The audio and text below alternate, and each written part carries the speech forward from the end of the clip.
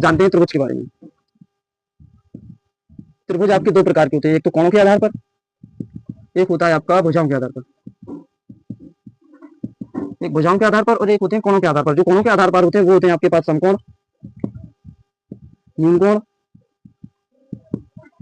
और एक होता है अधिक कोण।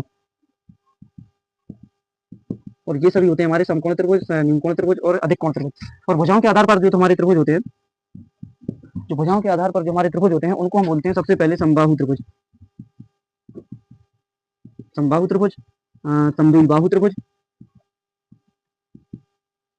और फिर हमारे पास विषमबाहु त्रिभुज।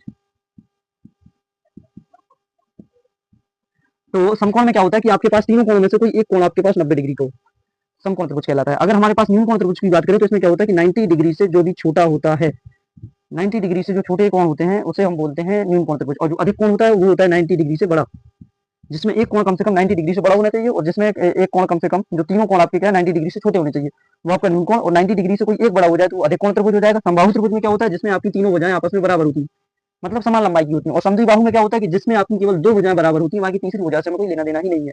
और विषमबाहु त्रिभुज में जिसमें एक भी भुजाएं आपस में बराबर नहीं होती है।